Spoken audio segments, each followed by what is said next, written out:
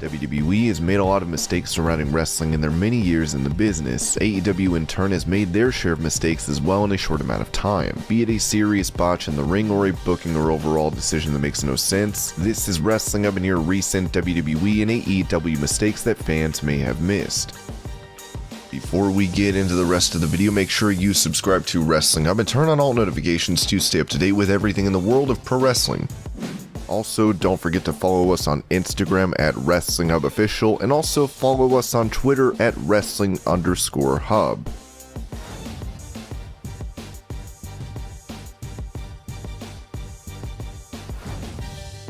When WWE is booking their stars, they have a tendency to make mistakes nowadays if they are not Roman Reigns. This mistake was in the way they booked Finn Balor, who was challenging Roman for the Universal title at Extreme Rules. Given it was the Return of the Demon, WWE managed to make fans believe Balor might have a chance to win. WWE had Jey and Jimmy Uso interfere as usual in the match, but Balor stood up and defeated them. It was a no DQ bout, so naturally they were heavily involved, but he destroyed them. The Demon appeared to have everything in control, when after he had been beaten down on the outside, he started to revive as his music played and he rained down devastation on everyone. Then he went to the top rope for the coup de grace and tried to jump, but the ropes fell off the turnbuckle. Naturally, Roman took advantage and pinned him to retain his title. This was the finish that WWE did, but they did it in a way that has still not been explained. Why did they cut the ropes? Now Balor is on Raw where he is losing to Kevin Owens. WWE simply wanted Reigns to retain. In a video posted on Twitter, it can be seen that a cameraman is clearly the one cutting the ropes. There was no reason to do it, and it was one of the biggest mistakes WWE made this year.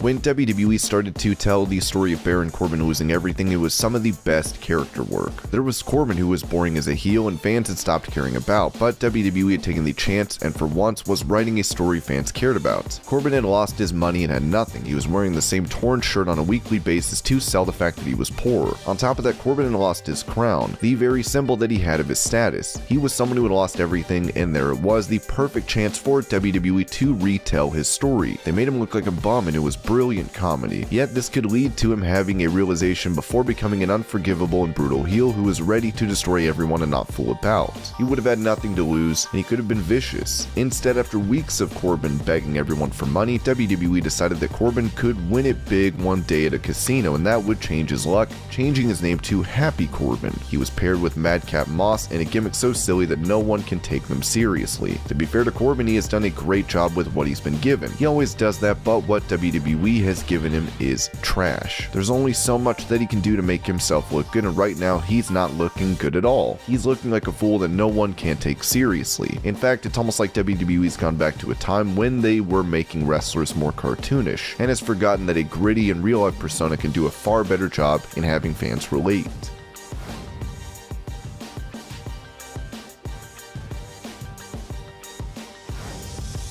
This is not to say that the brand split has done good for WWE, but there's something that AEW should note from WWE and how they are booking Rampage. AEW shows are always fun to watch, and they have been consistent in being fun in how they book their matches. Rampage has already seen some of the best matches of the year, including the one between Pac and Andrade, but fans don't care. There's too much wrestling going on a weekly basis. Every week there's only so much that fans can keep track of, and with recaps, fans can easily skip Rampage and not care that much. They don't have to watch the show as very few things that happen there affect storylines, and it's covered on Dynamite again. It's the perfect example of what not to do with their shows. They already have Dark and Elevation. With the roster they have, AEW could easily have a brand split. There are issues with the company, but having that as a separate brand would help everyone. Fans would tune in just to see the show. Instead, the ratings of Rampage are on a permanent slide to a point that hardly a few 100,000 people watch it on a weekly basis. It's not a good look for AEW, and nothing they say about demographics will help them to set that right.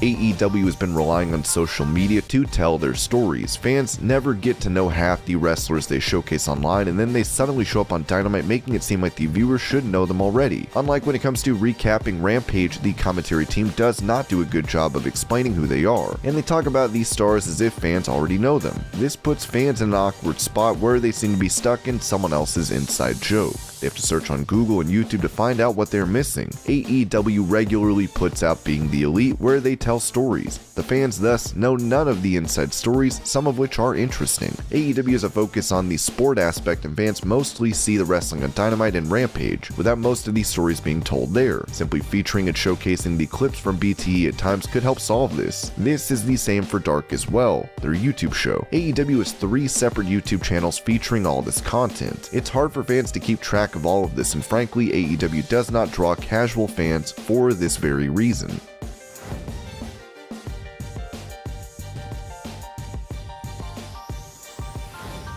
Seth Rollins and Becky Lynch are 2 top names in WWE. They are both heels, but they too were victims of WWE's apparent obsession with turning their wrestlers cartoonish. In an effort to make them larger-than-life characters, they have changed the wardrobe of Lynch and Rollins. Lynch they have made into a Conor McGregor wannabe. Gone is the serious man who meant business, and in her place is a wrestler with a weird hairdo and makeup that anyone would have trouble taking seriously. Rollins is more of the same. From the Monday Night Messiah, WWE have turned him into the drip god, which just means he wears stupid clothes. Vince Russo, known for his outrageous opinions, felt the same about them, with them being even too much for him. What are Rollins and Lynch trying to do with her wardrobe? Bro, you know they're dressing ridiculously. She's wearing her hair ridiculously. They're doing that to pop people in the back. The last time I saw Rollins on Raw, he was Monday Night Messiah, so I don't know, like, what was the transition that turned him into Seth the Clown? And Becky was the man. Where is the transition of these characters so drastically changing? They're doing it to pop each other, but we're not in on the joke. That's why fans were chanting to Rollins, "You look stupid." Yeah, bro, you look stupid. They're being 100% serious.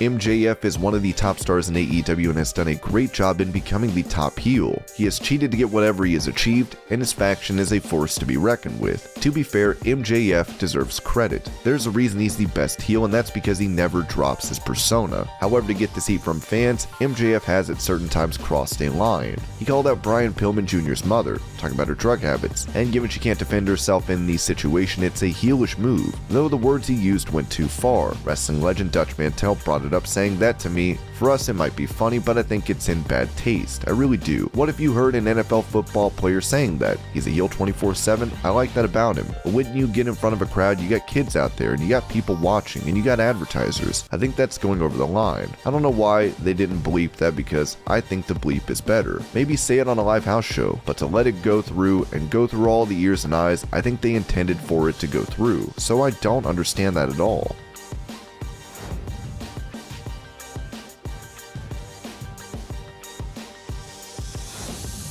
If there has been one segment that has drawn negative conversations towards WWE, it's been this one. Charlotte Flair and Becky Lynch came face to face. Charlotte was Raw Women's Champion who had been drafted to SmackDown, and Becky was the SmackDown Women's Champion who had been drafted to Raw. WWE decided to have them swap titles, like they did with the New Day and Street Profits previously. The two had a falling out over it, with Charlotte, who hated the idea, throwing the title down and hurt Becky Lynch's standing in front of fans. Charlotte lost a lot of popularity backstage and is in a bad place, all because WWE's short-sighted booking.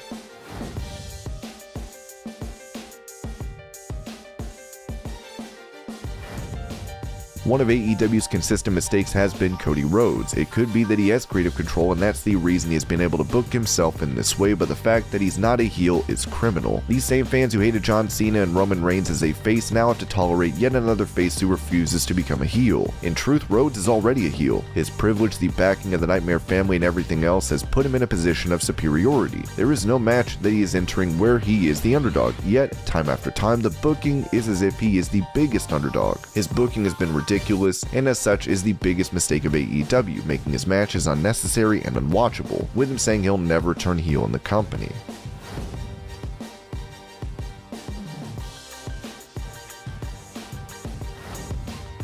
One of the biggest curses on WWE TV is the sudden insistence they have on booking weird matches where champions battle their challengers in non-title bouts. They have started to call this championship contenders matches, and it makes no sense. Why are the titles not on the line? Why are there no number one contenders matches? The focus on championship contenders matches does no one any good. It's giving the match away before the pay-per-view. If the challenger loses, then why is he believable as a challenger? If the champion loses, why is he a champion? None of it makes sense.